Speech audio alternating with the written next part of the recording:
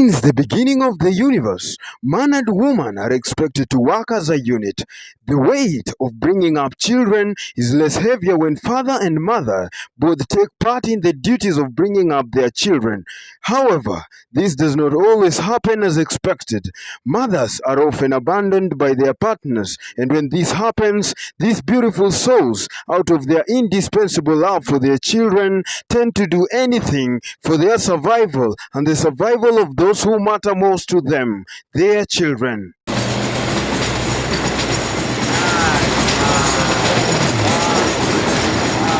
This railway line separates the two Mukuru slums, Mukuru kwa Njenga from Mukuru kwa Ruben. Life in the slums is an endless story which will be told many years to come. Abandoned mothers in these order-filled areas have to go an extra mile to ensure food is on the table. It is Monday morning, the 27th of February 2023. Learners, in this case pupils and students from the slums, are off to school, and mothers are off to the rocky world to try their best to dig through the rocks to find some money to keep them going. With hope and great ambitions they do this, believing that their dreams will one day come to reality. We managed to talk to women from the Mukuru slums, and 23% of the total women we talked to were single mothers. There are countless reasons that led to the single parenting. Some were married off by their parents before completing their education, hence led to the dropping out of school, and due to the young age, they ended up finding it hard to continue with their marriages, while some of them were abandoned by their husbands. As this happened, some lacked someone to advise them, hence were tricked and ended up being impregnated. This means that parental advice is really important in ensuring the child's safety.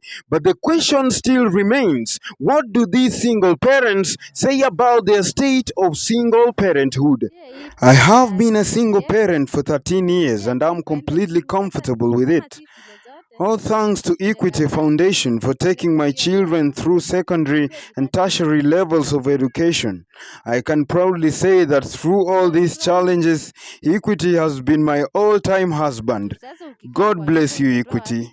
However, the challenges that these women go through is unexplainable. The way the world spins for them is a miracle. Skipping meals is a norm. Their children do not even complain in occasions when this happens. Some work as house helps, others wash clothes for those who live in the nearby estates of Pipeline and Donholm.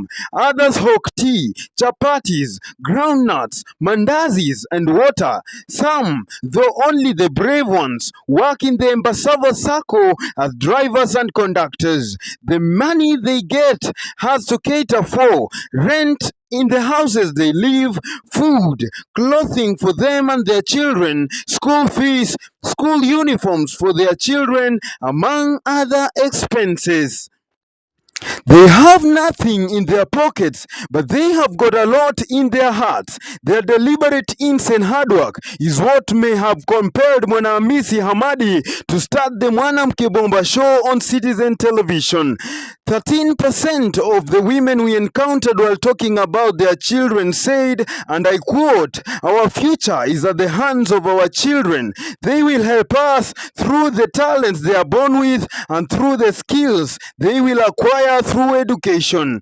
End of my quote. On the other hand, we managed to talk to one of the children, and this is what he had to say about his future. Beginning of his quote, "I know I come from a very humble background. I know I am only brought up by my poor mother, but that means nothing to me. All that matters is my future. I want to be a big person like Barack Obama. I want to be a unique person like Jeff Koinange. Had a dream to go through school and get employed. I will then build a big house and drive a car of my choice. This, however, did not happen. But I think I have to do it through my son. I will give him all the support to see him there. Through the help of Equity Foundation, I'm yet to give up. The question is, what if after all those struggles, after you have given everything and the child is successful, then your husband suddenly shows up and demands a chance to see his child? What path would you take?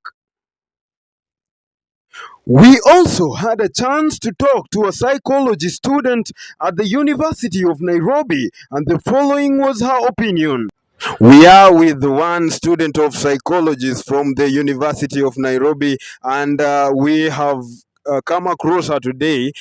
We just want to hear her views concerning the issue of single parenthood, and this is mostly we are basing on the single mothers in the outside society. So, just beginning with her name, I think she'll just say her name and then say what she thinks about single parenthood.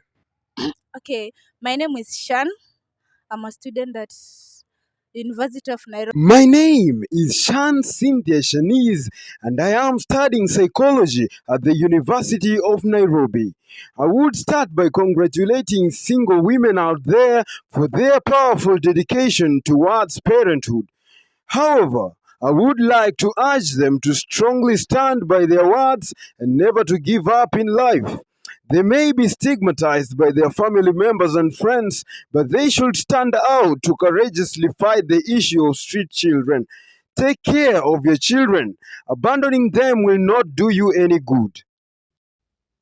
Man is the head of the house, therefore a house should not miss a man. Children ought to be brought up by their father as well as their mother.